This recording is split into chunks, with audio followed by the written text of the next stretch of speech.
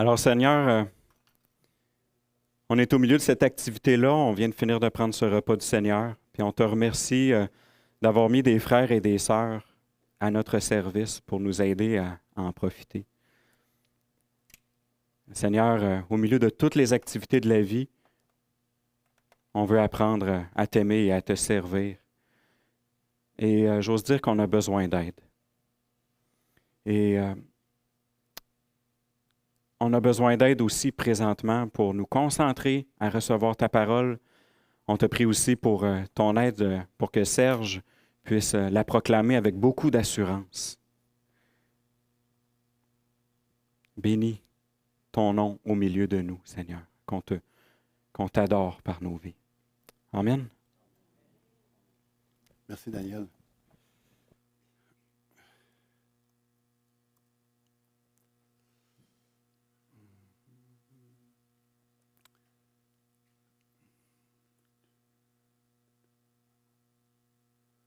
Allô? Oh, ça marche. Je suis vraiment content d'être ici ce matin avec vous. Tiens, salut. Et c'est vrai, Yvon, où est-ce qu'Yvon, là, mon ami? Ah, Yvon. C'est vrai, Yvon, qu'on est bien dans l'Église de Jésus-Christ. Ça fait, vos visages, tranquillement, pas vite, commencent à m'être de plus en plus familiers. Mais je ne veux pas être familier avec vous, dans le sens que je veux continuer à agir avec vous dans le respect, dans l'amour et puis dans le service pour chacun d'entre vous ce matin. Vous voyez le titre, hein? Là, il y en a qui disent oh, non, il me semble qu'il aurait pris d'autres choses à matin, comme repas. Redorer le blason du croyant par la prière. C'est une expression qui veut redonner un peu de crédibilité, améliorer son image, redorer le blason, c'est ça que ça veut dire. Dans mon dernier message, il y a 2 semaines, j'ai fait allusion à la prière et de son importance dans une assemblée qui veut être vivante et qui souhaite vraiment glorifier le nom de Dieu. Et si vous vous rappelez, je parlais de ces personnes qu'on ne voit pas beaucoup, des membres du corps. On a parlé un peu du cœur, du foie, de ces éléments-là qui sont plus cachés, mais qui sont vitaux pour l'Église. Ce sont ces personnes qui ont une vie de prière active et qui maintiennent une assemblée vivante. Vous avez sûrement remarqué, puis on l'a dit un peu ce matin, à quel point on est occupé, hein? À quel point nous sommes sollicités de toutes parts aujourd'hui, comment nous n'avons plus vraiment le temps de prier. J'ai la conviction que nous avons besoin de redorer notre blason de croyants de ce côté-là. Et ça va se faire par un engagement à la prière. La prière, des fois, je trouve qu'elle ressemble trop à un accessoire. Même on pourrait dire, je vais aller jusqu'à dire un bibelot dans nos maisons ou dans l'Église, qui fait en sorte que, vous savez, un bibelot, c'est beau, puis ça paraît bien, mais ça n'a pas une grande utilité, à moins qu'elles soient véritablement connectées, ces prières-là, à une communion, une relation intime avec Dieu. Je vous ai déjà parlé à quelques reprises, puis je m'excuse pour les gens qui ont déjà entendu ce petit bout de témoignage de ma part, mais vous savez que moi, le matin, j'étais un homme quand même assez angoissé, puis quand je me lève, j'ai besoin d'aller en prière, mais pour aller à ma chaise de prière, je dois passer par mon bureau, en avant de mon bureau, et là, j'ai l'appel du travail. Et souvent, je succombe à l'appel du travail avant de me rendre à ma chaise. Puis là, je me dis, je vais rien qu'il y ait 1 minute ou 2 pour voir si j'ai des messages importants, puis je vais revenir prier. Mais la plupart du temps, quand je fais ça, je ne reviens jamais pour prier. Puis aussi, parce que des fois, j'ai l'impression, à ma grande honte, que la prière, ce qu'elle fait, c'est qu'elle m'empêche d'avancer dans mon travail. C'est comme si elle nuit, la prière nuit à mon activité. Même si mon activité est reliée à l'Église, il m'arrive souvent de négliger l'essentiel. Ce matin, on va regarder ensemble quelques versets qui vont nous encourager à la prière. Ils vont nous aider à mieux saisir pourquoi Dieu veut qu'on prie tant que ça. Pourquoi il nous incite, qu'il nous amène. Puis si on peut comprendre pourquoi, puis qu'est-ce que Dieu, puis pourquoi Dieu veut ça, bien, ça va peut-être nous aider à se remettre en marche en ce qui concerne des pays et de s'investir plus sérieusement dans la prière. C'est bien ça? Oui, ça, comme ça. La prière, c'est avant tout un moment d'intimité avec Dieu. Puis je vais demander à Mona de lire ce passage ici, ce matin. Et comme ça fait longtemps qu'on est un petit peu assis, ceux qui veulent se lever juste pour se dégourdir, puis en même temps pour lire ces premiers versets qu'on va lire ce matin, je vous invite à vous lever. Hein, regarde, Mathieu, ça fait du bien, hein? Mais toi, quand tu pries, entre dans ta chambre, ferme ta porte et prie ton Père qui est là dans le lieu secret. Et ton Père qui voit dans le secret te le rendra.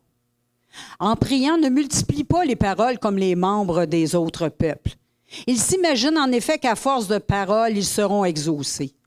Ne les imite pas, car votre Père sait de quoi vous avez besoin avant que vous lui demandiez. Amen. Merci, Mona. On peut se rasseoir si vous voulez bien. Dans ce texte-là, ici, qu'on vient juste de lire, Jésus s'élève contre l'idée qu'en harcelant Dieu ou en le priant d'une manière mécanique, qu'on va l'emmener à faire pencher la balance sur notre bord. Et puis, à l'opposé, dans la fin du verset, et il peut dire aussi exactement le contraire, c'est que, étant donné que Dieu connaît nos besoins, qu'il est souverain, bien, on peut se demander à quoi ça sert vraiment de prier puisqu'il fait ce qu'il veut. En réalité, la prière, ça ne sert pas à informer Dieu de ce qu'on pense qu'il ne sait pas, ou ça ne sert pas non plus à l'amadouer pour l'amener tranquillement à ce que nous, on désire. Hein? Il veut qu'on participe à son œuvre parce qu'il veut notre bien. C'est une des raisons pourquoi il veut qu'on prie, parce qu'il veut notre bien. En plus que c'est sa volonté, la prière, c'est aussi une façon d'être joyeux. Hey, lisez. Soyez toujours joyeux. Comment? Priez sans cesse. Drôle de lien. Rendez grâce en toutes choses, car c'est à votre égard la volonté de Dieu en Jésus-Christ. A priori, là, ici, quand on lit ça, être toujours dans la joie, ça semble un petit peu une idée presque absurde et puis presque impossible. Hein? Quand on regarde aux difficultés de la vie, puis qu'on a affronté tous les jours. Mais je pense que se réjouir ici, ça ne veut pas nécessairement dire d'être toujours ha ha ha ou ho ho ho. En tout cas, la vraie joie, c'est un fruit de l'esprit. C'est un fruit que l'Esprit Saint nous communique, puis ça ne provient pas des circonstances de la vie. Combien de fois vous êtes sortis d'un moment de prière intime que vous avez eu avec Dieu ou d'un moment de prière en Église, dans les réunions maison? Combien de fois vous êtes sortis de ces réunions-là ou de ces rencontres-là où vous avez vraiment rencontré Dieu, puis vous êtes sortis la tête entre les deux pattes? Bon, encore une réunion de prière. Ça n'a pas été facile aujourd'hui. C'est pas comme ça, hein? La réunion de prière, elle a cette... elle nous communique une joie. Et prier sans cesse, ça ne veut pas dire de se promener à genoux tout le temps, nécessairement, mais plutôt d'accorder à la prière une priorité. On pourrait dire mettre la prière au-dessus des autres choses qui, on veut bien le voir, qui seraient plus secondaires ici. Les autres occupations. Prier sans cesse, c'est plus qu'une bonne idée. La parole nous dit que c'est la volonté de Dieu de prier sans cesse. C'est à votre égard la volonté de Dieu en Jésus-Christ. En d'autres mots, ça signifie que nous avons simplement besoin de mettre en seconde place toutes les autres activités, y compris même celles de l'Église, un peu comme moi, je vous ai raconté. Et ça va permettre de redonner à la prière, si on veut, ses lettres de noblesse. Hein? Et puis ça va redorer notre blason de croyant. Et ça m'amène au deuxième point ici. La prière est une priorité avant toute chose. Mona. J'exhorte donc, avant toute chose, à faire des prières, des supplications, des requêtes, des actions de grâce pour tous les hommes. Amen, merci. Vous avez sûrement déjà entendu que la prière est aux chrétiens ce que la respiration est à l'homme naturel. Hein? C'est-à-dire qu'on a autant besoin de prier que l'homme a besoin d'air pour respirer. Et donc, la prière, c'est ce qui va nous tenir en vie spirituellement. Considérant cette chose-là, on pourrait aussi penser que certains croyants, on nommera pas personne, mais on peut peut-être se regarder, des fois, on peut peut-être souffrir d'emphysème spirituel. Ça, l'emphysème, c'est quelqu'un qui manque d'air, ou est-ce que ses poumons sont malades peut-être. On a du mal à respirer. Et ça, lorsque tu fais de l'emphysème, tu ne respires pas nécessairement la joie, si vous permettez le jeu de mots avec le mot « respire ». Autant l'homme a besoin de respirer pour vivre, autant l'Église a besoin de la prière pour vivre. Une Église qui ne sait plus prier sans cesse est destinée à mourir spirituellement, car elle est privée de son essence vitale. Elle fonctionne sur son élan naturel. Comme une boîte à savon que tu mets en haut, qui n'a pas de moteur dedans, quand tu lui donnes une bonne swing, elle va descendre en bas. Mais quand ça va être le temps de remonter à la côte, ça va être une autre histoire. Elle est comme sur le respirateur artificiel, on pourrait dire, cette Église-là, sans la prière. L'Église peut survivre avec des bonnes intentions. On va lui donner une bonne swing. Mais à long terme, elle va s'épuiser, puis elle peut finir par mourir. On peut se donner des fois l'illusion qu'on vit en participant à des bonnes œuvres, mais si la prière n'est pas au cœur de nos intentions, on est en train de passer à côté, frères et sœurs. Ce n'est pas là le reproche que le Seigneur faisait à l'Église d'Éphèse dans Apocalypse 2, quand il disait, vous avez abandonné votre premier amour, dans le sens où ces gens-là étaient quand même fidèles à la parole, on pourrait dire, et ils étaient actifs dans le service, mais ils avaient laissé de côté la motivation, ce contact intime avec le Seigneur. Et c'est ça que le Seigneur leur reprochait, pas leur activité, ni leur doctrine. Que s'est-il passé vraiment pour que la prière prenne une débarque? Je ne sais pas si ça en a pris une ou ça a toujours été comme ça, mais je lisais le livre de Mme Feller il n'y a pas tellement longtemps, puis c'est ça qui m'a incité à vous parler de la prière, parce que ces personnes-là, à cette époque-là, dans les débuts des années 1800, quand ils sont venus installer, quand ils sont venus apporter l'Évangile ici au Québec, il n'y avait pas le choix de prier. Hein? Il n'y avait rien. Besoin d'argent, il y avait besoin de tout. Puis il n'y avait rien. Fait que, et quand je regardais ça, je me suis dit, aujourd'hui, on est dans un temps où l'Église n'a plus vraiment ce même besoin. On est capable, on dirait, on a la méthode pour faire les choses, on a souvent le financement pour faire les choses. C'est quand la dernière fois qu'on a vraiment prié pour les finances de l'Église, on le sait qu'ils sont là, qu'ils ne manqueront pas, mais il y a quelque chose qui fait en sorte que même si on ne prie pas pour ça, on sait bien que ça va arriver pareil. Hein? Dans ce verset que Paul parle, il accorde un haut niveau de priorité à la prière. Il dit « avant toute chose, faites des prières ». Non pas après toute chose, non pas pendant, quoique c'est bien aussi, mais avant toute chose. Avant que tu te lèves le matin. Des fois, tu te réveilles avant que tu te lèves. Ça commence là. Bien, tu te réveilles. Mais moi, je suis de même, je niaise au lit, là, quelques minutes, certainement. Puis ça commence là. Ta relation avec, tu embarques dans ton auto, avant un projet, avant une discussion avec quelqu'un. Tu sais, il y a comme avant toute chose. Le Seigneur nous invite à ça. Le Seigneur nous rappelle ce matin qu'on a vraiment besoin de réaliser qu'on ne peut pas entreprendre en tant que chrétien notre vie sans la prière, c'est un non-sens. On doit chercher sa volonté, puis on doit pouvoir le faire avec cette aspiration-là profonde qu'on veut trouver. Qu'est-ce que le Seigneur a pour nous aujourd'hui? Voilà comment on peut redorer notre blason aussi. Une prière selon la volonté de Dieu. Comment que ça se passe, ça, Mona? En vérité, je vous le dis, celui qui croit en moi fera aussi les œuvres que je fais, et il en fera de plus grandes, parce que je m'en vais au Père. Et tout ce que vous demanderez en mon nom, je le ferai, afin que le Père soit glorifié dans le Fils. Si vous demandez quelque chose en mon nom, je le ferai. Hey, moi, là, j'ai tellement aimé ça, entendre cette prière-là. C'est ce que le Seigneur nous parle ici. Souvent, les personnes sont servies de ces textes-là, hein, ou d'autres similaires pour dire que si nous prions dans le nom de Jésus, Jésus va le faire. Dieu va nous accorder ce qu'on lui demande.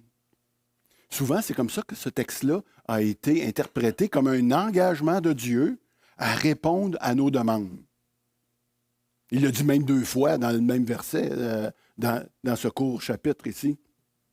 2 fois, il dit, tout ce que vous demanderez à mon nom, je le ferai, afin que le Père soit glorifié. Et si vous demandez quelque chose en mon nom, je le ferai. C'est assez clair? Ben oui.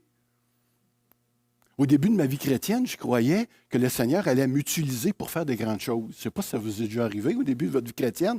Vous êtes avec le Seigneur, puis là, le Seigneur, hey, là, moi, là, je veux vraiment m'engager, puis, tu sais, je veux que qu'est-ce que je vais faire, ça va compter vraiment pour ton œuvre. Puis, si je me mets sérieusement dans ce mode-là, que je prie sérieusement, puis que je pense que le Seigneur va faire ce qu'il faut pour que ça marche. Surtout si c'est pour l'avancement de son œuvre. Hein? Des textes comme celui-ci, en tout cas, me le fait penser que c'est comme ça que ça marche. Mais voilà que ça n'a pas marché tout à fait comme je l'anticipais. Seigneur, serais-tu menteur? Bien sûr que non. J'ai demandé beaucoup de choses en son nom, probablement comme vous, puis ça l'a resté sans réponse. Je me rappelle au tout début de ma vie chrétienne, quand j'ai voulu entrer l'Évangile au pénitencier, je travaillais là. Puis là, je me suis dit, hey, il faut faire ça, il faut pouvoir aller au PEN puis amener l'Évangile là-bas. Puis j'ai commencé à travailler fort, je suis allé rencontrer le pasteur, on a formé des gens. Puis, qu'est-ce que ça a fait? Rien. Ça a fait chou gras. On n'a pas été capable de rentrer là, ils ne voulaient pas qu'on y aille. Puis là, moi, je ne comprenais plus rien. J'ai commencé ça, Seigneur, regarde, là, tu dis qu'on va faire des plus grandes choses, puis là, moi, je demande, puis je fais ce qu'il faut, puis ça n'arrive pas. Jusqu'à temps qu'à un bon moment donné, que je tombe sur Luc 10, 2. Il y en a qui savent ça. Puis il y a Matthieu 9 aussi, qu'on voit le même verset. Luc 10, 2, il y en a qui savent c'est quoi, hein? Il y en a qui savent c'est quoi Luc 10, 2? Parce qu'on a mis notre montre, notre agenda sur Luc 10, 2.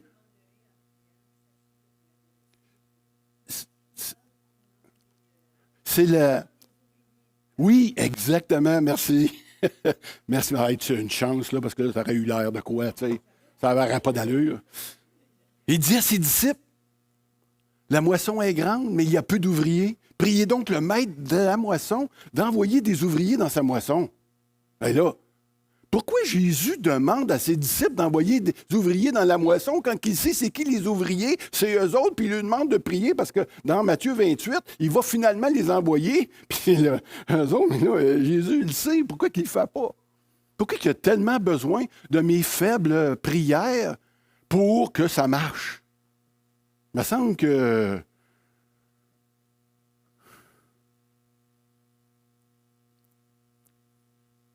Même que, je me rappelle, plus qu'une fois, j'ai même pas prié. Puis quoi? Ça a marché pareil. Hey, ça, là, ça te motive pas une vie de prière. Sérieux. Hey, le Seigneur fait ce qu'il veut. C'est le fun. On est béni.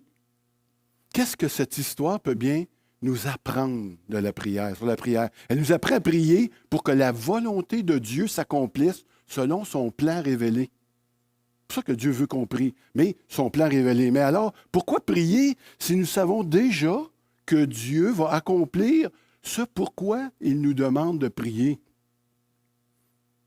Dieu n'a pas besoin de nous. Ce ne sont pas nos prières qui vont orienter son plan. Une chance. Mais c'est le plan de Dieu qui doit s'accomplir par nos prières. Prier selon la volonté, c'est prier pour que s'accomplisse ce que Dieu a déjà choisi de faire, selon son dessein éternel. La prière ne met pas Dieu au service de son Église, mais met l'Église au service de la volonté de Dieu. Là, je vais vous donner un exemple pratico-pratique de ce qu'on est en train de vivre ici avec les deux Églises puis l'histoire de l'union.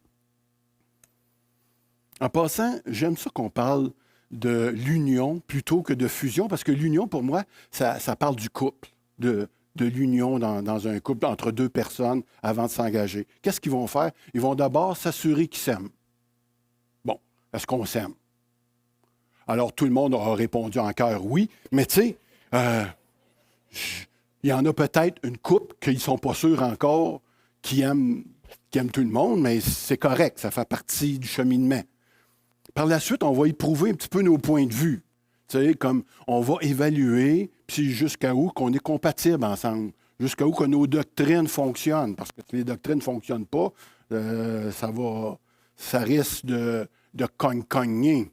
Alors, on va faire ça. Et puis là, on a considéré aussi que nous nous complétions quand même bien. Nous avons éprouvé cette relation dans une fréquentation, dans un temps plus que raisonnable maintenant. Ça fait presque 3 ans ou peut-être un peu plus maintenant. Et nous croyons fermement, en tant que leader d'Église, que Dieu va bénir cette union-là. Parce qu'on a convenu que c'était ce que Dieu voulait pour nous. Comme un couple. On va tout faire maintenant, éventuellement, pour accomplir, ça a lieu, les vœux qu'on va prononcer ensemble le 27 novembre. En ce qui concerne la volonté de Dieu par rapport à cela, et l'union des deux Églises, il nous est apparu, en tant que leader de l'Église, en tant qu'ancien de cette Église, après avoir prié dans le conseil pastoral, que Dieu désirait nous voir s'unir. Nous avons cru discerner, à travers les différents événements qu'on a vécus des 3 dernières années, que Dieu voulait vraiment qu'on soit ensemble. Non, mais sérieux, là. Combien d'entre vous ici, il y a 5 ans passés, auraient pensé que je serais en train de parler de ça ce matin? Il s'en est passé des choses. Qu'on le veuille ou pas. Tu sais? Puis ça s'est passé quand même tout en douceur. Ça nous a aidés pendant la pandémie où ça nous a nui. Là, je ne suis pas trop sûr tout le temps. Mais dans la mesure que nous approchons de lui, nous sommes encouragés de voir la volonté s'accomplir. Maintenant, ce que le conseil prie, on prie Dieu pour que cette volonté s'accomplisse dans le cœur de chaque personne, de chaque membre. Et on ne prie pas pour que Dieu fasse l'union de l'Église comme telle, mais on prie que sa volonté soit faite en disposant nos cœurs pour arriver à cette union-là. Tu sais, c'est comme un couple qui va se marier, ils ne sont pas en train de prier. « Oh, j'espère qu'elle va dire oui. Oh, j'espère qu'il ne dira pas non. » C'est pas pour ça qu'ils prient, parce qu'ils sont fiancés, ils ont déjà pris la décision, mais ils prient que la volonté de Dieu s'accomplisse dans leur vie, et au moment qu'ils vont dire oui, wow, là, c'est le party. C'est la fête, oui, c'est la noce. Prier selon la volonté de Dieu, par contre, ça ne veut pas dire que Dieu ne veut pas répondre à nos besoins personnels.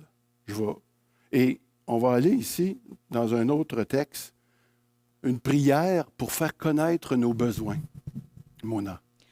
Ne vous inquiétez de rien, mais en toute chose, faites connaître vos besoins à Dieu par des prières et des supplications avec des actions de grâce. Et la paix de Dieu, qui surpasse toute intelligence, gardera vos cœurs et vos pensées en Jésus-Christ. La prière pour faire connaître nos besoins. On vient de parler de la volonté de Dieu. Comment que la volonté de Dieu va s'harmoniser avec ce qu'on veut, nous autres? Bien, c'est de ça qu'on va parler. Êtes-vous encore avec moi ce matin? Ben, je vous ai peut-être secoué tantôt en parlant de l'union de l'Église. Vous n'étiez peut-être pas rendu là encore. Mais au lieu de l'amener dans une capsule, étant donné qu'on parlait de la volonté de Dieu, j'ai décidé de pouvoir le faire de cette manière-là. Si vous priez depuis longtemps, vous avez sûrement été déçu également par des prières non répondues, et puis cela a pu avoir un effet de découragement pour vous à prier. Hein? Parce que quand ça fait longtemps qu'on prie, puis là, on prie, ça ne donne jamais, tu sais, puis Mona, elle a pris pour toutes sortes d'affaires incroyables. Mona, c'est mon épouse, puis elle a pris qu'il fasse beau, qu'il pleuve, tu sais, puis elle ne s'occupe pas des autres, elle s'occupe juste de son petit besoin. Ah! Mais ça, c'est intéressant parce que c'est exactement ce que le Seigneur veut ici qu'on fasse. Tu sais, il dit, notre Papa céleste, savez-vous quoi? Il va être associé à tous les désirs secrets de ton cœur. Même ceux qui n'ont pas de bon sens. Il veut que tu y parles. Et il veut tout connaître de toi. Ça, c'est un remède pour les soucis, pour les inquiétudes, pour le stress. Aujourd'hui, les personnes sont prêtes à payer des sommes énormes pour trouver quelqu'un de confiance à qui ils peuvent se confier. Les psychologues, les psychiatres font de l'argent à plein par rapport à ça. Puis en plus, ces personnes-là, ils vont dire que ça leur a fait du bien. Puis pourtant, la personne qu'ils voient n'a pas donné sa vie pour eux autres. Mais nous, on connaît quelqu'un qui a donné sa vie pour nous. Est-ce que vous pensez qu'on pourrait aller se confier pour tout lui dire nos besoins? Oui. Même ceux qui peuvent paraître insignifiants. Même des fois, si vous êtes comme moi dans la prière, on part dans la prière, puis tout d'un coup, on tombe dans les finances facilement. Ou on tombe dans les problèmes, puis là, on dit « excuse-moi Seigneur ». Tu sais, puis là, non, ça fait partie de la prière. Seigneur, tu vois, mes préoccupations ne sont pas toujours versées vers toi. Tu sais, j'ai de la misère un peu à me concentrer plus que 5 minutes, tu sais, sur la prière. Mais le Seigneur, il aime ça quand tu lui dis ça. Dis-y, c'est toi, ça, c'est ton cœur, c'est ce que tu vis avec. Tu sais? Alors,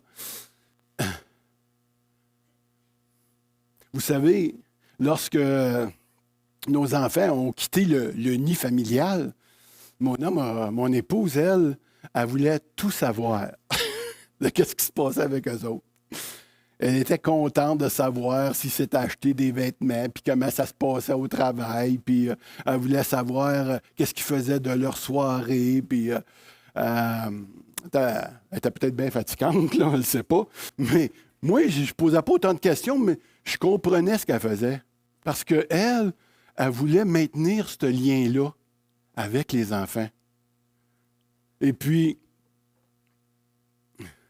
parce que, vous savez, c'est une chose qui est quand même assez triste pour des parents de voir que les enfants, on perd un petit peu le lien quand ils grandissent. Puis on a peur que nos enfants nous échappent un peu. Tu sais, quand on n'a plus la place dans leur cœur pour leur confidence, puis tout ça, tu sais, vous savez comment on est quand on est des parents, on veut que les enfants viennent puis se confient, mais quand ils grandissent, hein, on trouve ça plus difficile. Puis je fais le lien avec ce qu'on vit comme enfant de Dieu. Tu sais, au début, on se confie à Dieu, puis ça y va, puis à un moment donné, on a tombé à l'adolescence, puis à un moment donné, on devient adulte, là. Ça fait plusieurs années qu'on est avec le Seigneur, puis, tu sais, plus besoin de lui dire que je l'aime, il sait que je l'aime, puis, tu sais, papa, t'es des niaiseries, pas là, pourvu que je fasse ce qu'il faut que je fasse, puis, tu sais, on s'en va de même. Mais il y a une chose qu'on a parlé ce matin. Le Seigneur nous aime d'une manière que c'est dur à comprendre. Il veut qu'on aille. Tu sais, quand on va arriver au ciel, on va pouvoir lui demander pourquoi il fallait tout le temps demander, Seigneur. Tu sais, on dirait que tu nous as cherchés. Tu cherchais tellement notre amour. T'avais-tu tant ça besoin de mon amour, tu sais?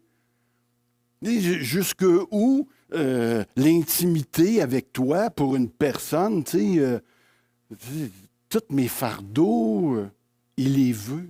Toutes mes joies, il veut les connaître, il veut les entendre. Tes cris angoissés, tes cris de youpi, il veut tout savoir, il veut tout savoir. C'est pas un privilège de faire ça. C'est un devoir de prier pour absolument tout. Maintenant, en priant pour tout, là. La famille, tu pries pour l'Église. Ça veut dire que tu peux prier pour avoir une voiture, pour changer de voiture, changer de... Non, ça, tu peux pas. Ben oui, tu peux lui demander. Si c'est là que tu es rendu, tu peux lui demander ça, si tu veux. Mais comment ça va fonctionner? Tu sais, je veux, mais je veux pas en même temps. C'est pas sa volonté. Moi, mais c'est ton cœur qui est rendu là. Tu sais, tu veux prier pour un toutou, ben prie pour un toutou. Moi, je me rappelle, mes enfants ont prié pour un toutou, puis qu'est-ce qui est arrivé? Ils l'ont eu. Bon. Tu sais, le Seigneur, des fois, il fait ça aussi. Ma petite fille, elle était au zoo, elle a vu une grosse affaire qui faisait tirer.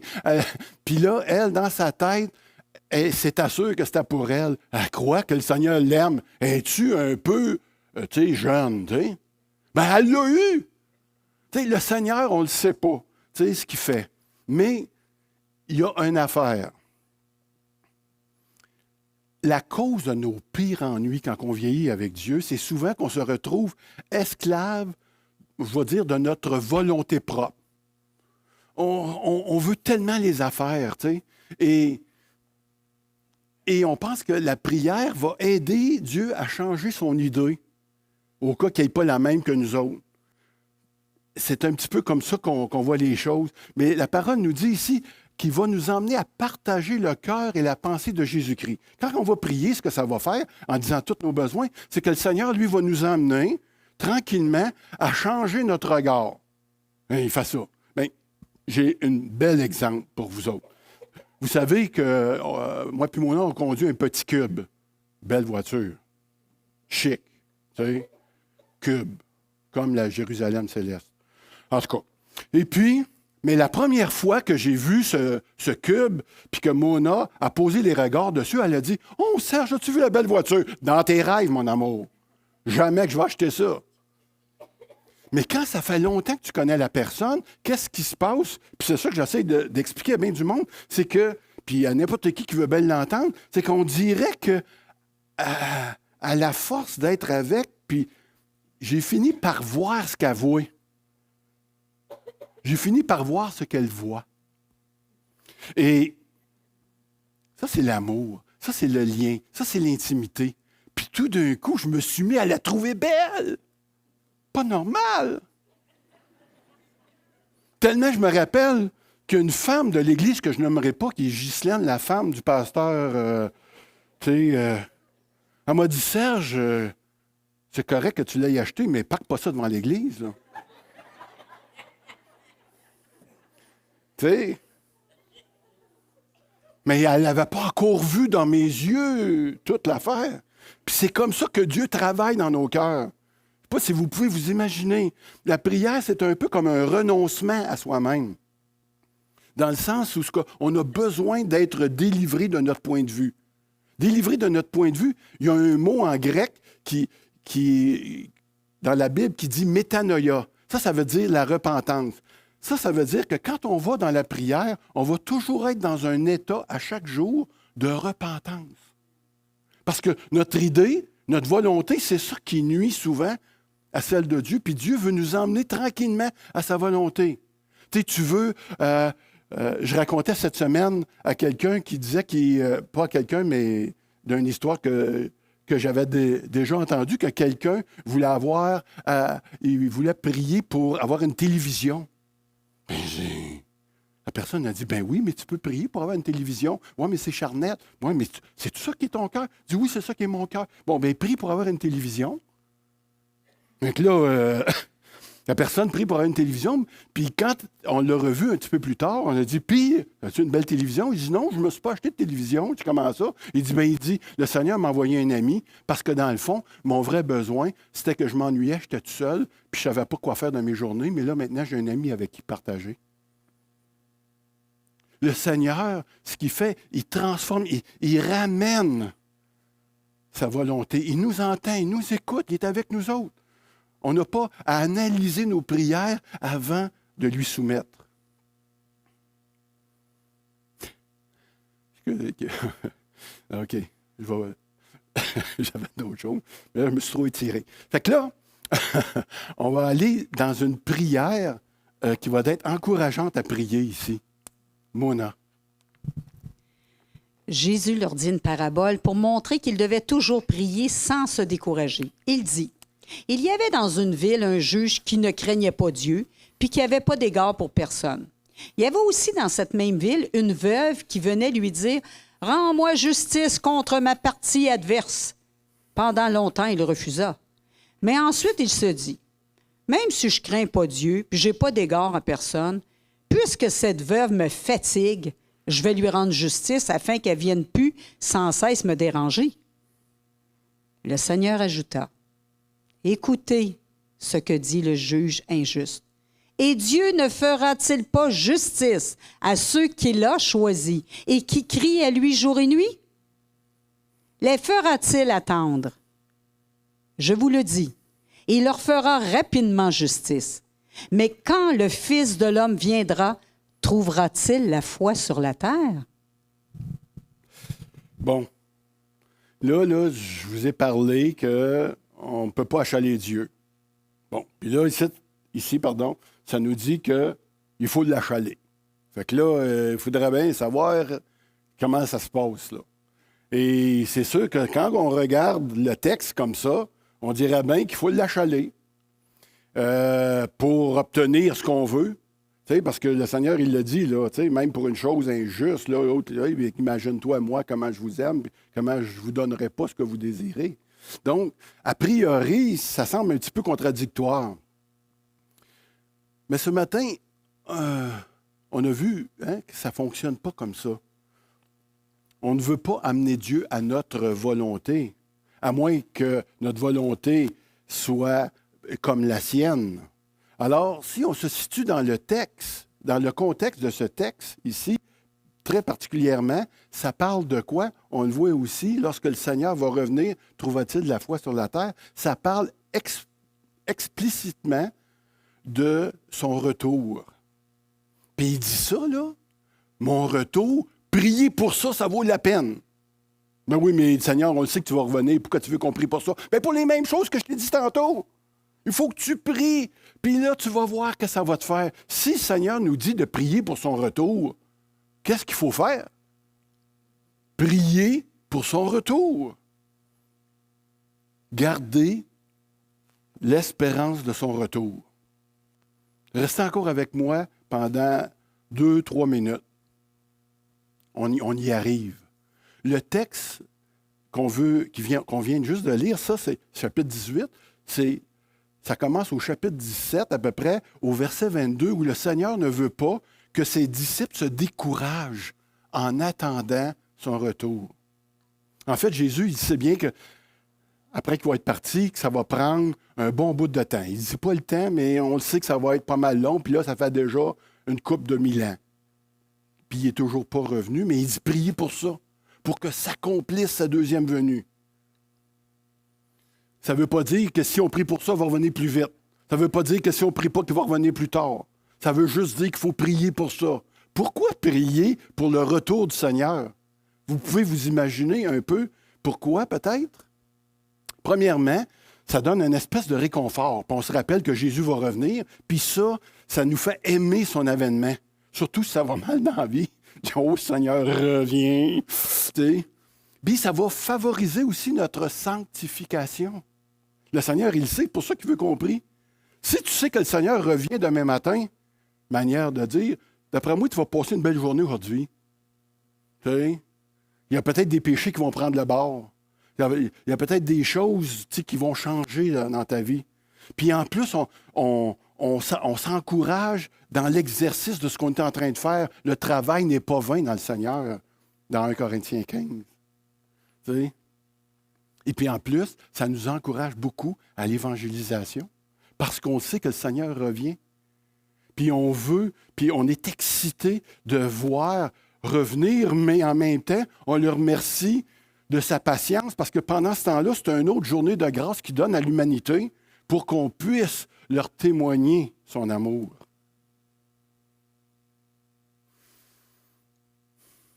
Vous savez, ce genre de prière-là, qu'on prie pour voir sa gloire arriver, revenir, savez-vous qu'est-ce que ça fait dans une vie, ça? Quand on va se mettre à prier vraiment pour ça, ça transforme la vie. Ça transforme la vie. Je vais inviter les musiciens à s'avancer. Vous avez été vraiment gentils ce matin. Ça me tente de vous donner 2 morceaux de robot direct. Du chocolat, mais j'en ai pas assez. Mais je vais faire d'autres choses avec vous. On va prier. Je vais faire une prière personnelle à Dieu qui va nous rappeler un petit peu ce qu'on a vu ce matin. Puis j'aimerais ça que peut-être que vous puissiez, je vais prier lentement pour que vous puissiez à votre tour aussi vous prendre cette prière-là peut-être pour vous-même. On va pencher nos têtes.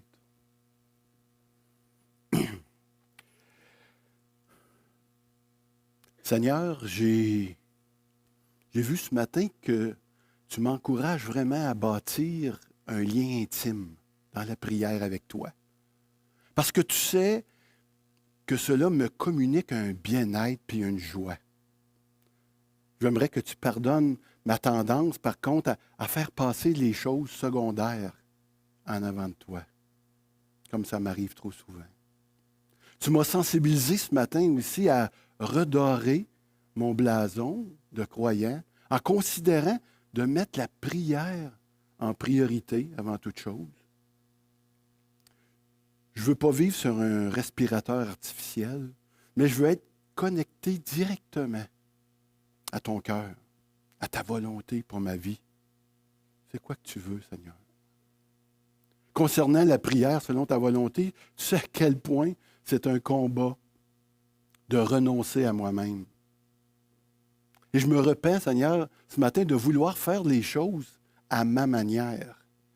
Mais merci beaucoup de ta patience envers moi et de me réaligner sur ta volonté à chaque jour. Seigneur, je veux vraiment te remercier de m'accueillir tel que je suis, dans toutes mes demandes, quelles qu'elles soient. Tu ne te lasses pas de moi, tu ne me trouves même pas ridicule dans toutes mes demandes. Au contraire, tu te réjouis de me voir venir vers toi pour tout. Je ne comprends pas tout cet amour, mais oui, je l'apprécie tellement. Finalement, tu me rappelles par ta parole qu'un jour, tu vas revenir et que je vais pouvoir te voir face à face et être près de toi pour l'éternité. Wow! En attendant ton retour glorieux, tu m'incites vraiment par ton Esprit Saint à vouloir te ressembler, merci, à témoigner ton nom et à vivre pour ta plus grande gloire. Amen. Amen.